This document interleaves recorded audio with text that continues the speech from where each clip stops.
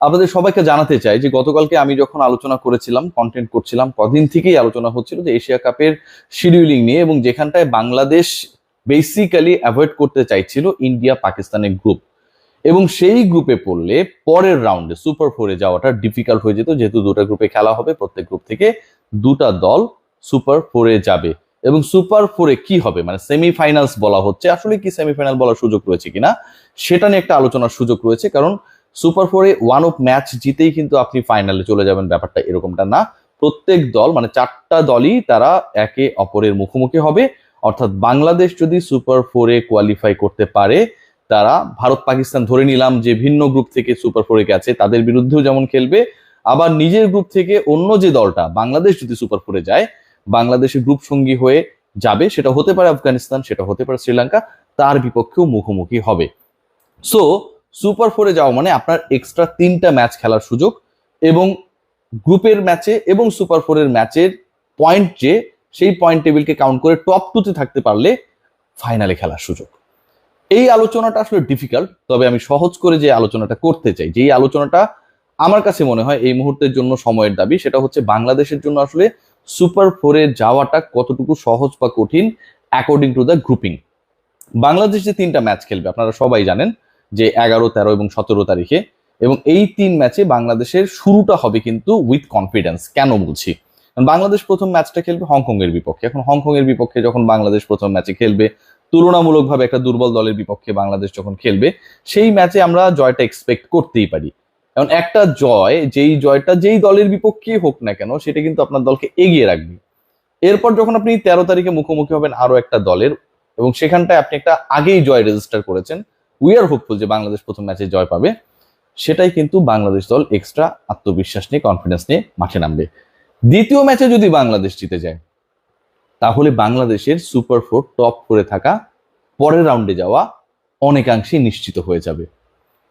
India Pakistani গ্রুপে না পড়ে বাংলাদেশের সবচেয়ে বেনিফিটের জায়গা হয়েছে সেটা হচ্ছে আফগানিস্তান অথবা শ্রীলঙ্কা।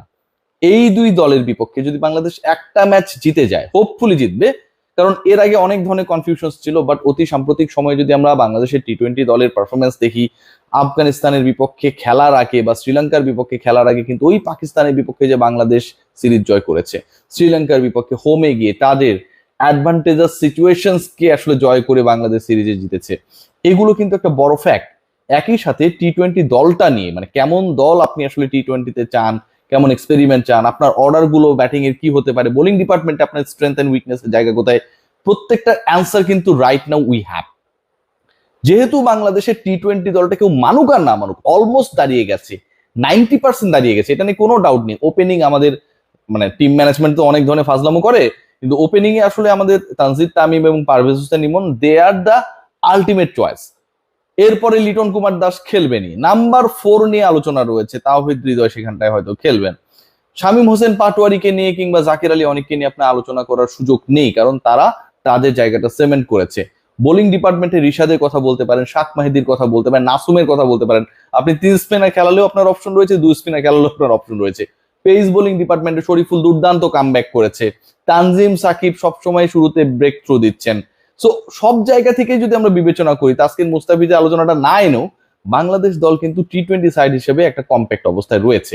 সো ভিন্ন গ্রুপে পড়ে, ভারত পাকিস্তান ব্যতীত যে গ্রুপটা রয়েছে, সেই গ্রুপে পড়ে আলটিমেটলি বাংলাদেশের লাভ হয়েছে, এবং সুপার ফোরে যাবার সম্ভাবনা বাংলাদেশের 100%।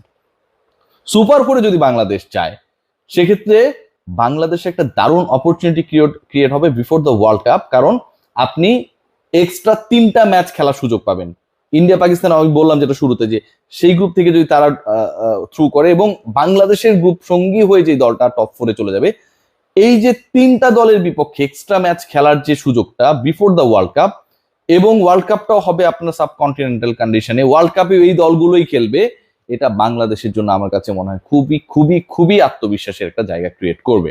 সো আলটিমেটলি বাংলাদেশ দল আফটার দ্য গ্রুপিং, আমার কাছে মনে হয় তারা একটা ভালো অবস্থায় রয়েছে, এবং এই ভালো অবস্থায় মানে গ্রুপ অফ ডেথ বলতে পারেন, বাংলাদেশ, আফগানিস্তান, শ্রীলঙ্কা, অল আর টেস্ট প্লেইং নেশনস, টি-20তে তারা সবাই কম বেশি ভালো দল। সো ওই জায়গা থেকে you can tell it a group of death. But আপনি যদি ইন্ডিয়া পাকিস্তানের গ্রুপে পড়তেন, তার থেকে এই গ্রুপটা বেটার ফর বাংলাদেশ।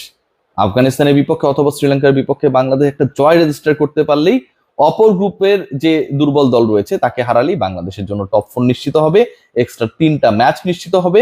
শ্রীলঙ্কার বিপক্ষে বাংলাদেশ সবশেষ 2 ম্যাচেই জয় পেয়েছে, আফগানিস্তানের বিপক্ষে বাংলাদেশ পারবে না, এই ভয়টুকু অন্তত এই দলের মধ্যে নেই। এর আগে আমরা দেখেছিলাম যে সেন্ট ভিনসেন্টে বাংলাদেশ খুব বাজে ক্রিকেট খেলে ওই ম্যাচটা হেরেছিল, যেখানটায় বাংলাদেশের সেমিফাইনালসে যাওয়ারও সুযোগ ছিল। শেষ পর্যন্ত আফগানরা বিশ্বকাপের সেমিফাইনালে খেলে, but end of the day বাংলাদেশের সেই অ্যাবিলিটি ছিল, তারা সেটার উপর ট্রাস্ট করেনি। রাইট নাও কিন্তু দলটা একদম ডিফারেন্ট, একদমই অন্য কোনো কিছুকে পাত্তা না দেওয়া, সবকিছু হুড়মুড়ি ভেঙে দেয়া, ডমিনেটিং ক্রিকেট খেলা, এই যে একটা টোন সেট হয়েছে আন্ডার ফিল সিমন্স এবং আন্ডার দ্য, আমি কি মনে করি যে লিডারশিপ অফ লিটন কুমার দাস, আমাদের ওপেনিং পার্টনারশিপ, সবকিছু মিলিয়ে এই দলটাকে নিয়ে আপনি আশাবাদী হতেই পারেন। বাংলাদেশের জন্য গ্রেট অপরচুনিটি, এবং বাংলাদেশের এই এশিয়া কাপ মিশনের আগে সবচেয়ে বড় পরীক্ষা যেটা হতে যাচ্ছে, this is going to B the next series, যেখানটায় বাংলাদেশকে মুখোমুখি হতে হবে either Nepal or Netherlands. Nepal বা নেদারল্যান্ডস, এই দুই দলের যাকেই আপনি বিবেচনায় আনুন না কেন, দু দলের কারো বিরুদ্ধে যদি আপনি খারাপ ক্রিকেট খেলেন, সেটার কিন্তু একটা ব্যাড ইম্প্যাক্ট পড়বে ডেফিনেটলি এশিয়া কাপে। কারণ আপনার কনফিডেন্স, আপনি এই মুহূর্তে যে জায়গাটায় রয়েছেন কনফিডেন্স ওয়াইজ, সেটা কিন্তু আপনি হারাবেন। তো Bangladesh have to play very good cricket, এবং সেই কনফিডেন্সটা নিয়েই যেন বাংলাদেশ এশিয়া কাপে যেতে পারে, সে কারণেই কিন্তু আপকামিং যে সিরিজটার পরিকল্পনা করা হচ্ছে সেটার পরিকল্পনা করা। Let's see what happen, but I am very much hopeful Bangladesh will do well, এবং টপ 4-এ যাওয়ার অপরচুনিটি বাংলাদেশের যথেষ্ট রয়েছে। বাংলাদেশ জাস্ট যদি তাদের নিজেদের সেরা খেলাটা খেলতে পারে, definitely they will be the part of super 4 অফ এশিয়া কাপ। সবাই ভালো থাকবেন, টেক গ্রেট কেয়ার। এশিয়া কাপে বাংলাদেশ ডেথ গ্রুপে পড়লেও তারা ভালো অবস্থানে আছে।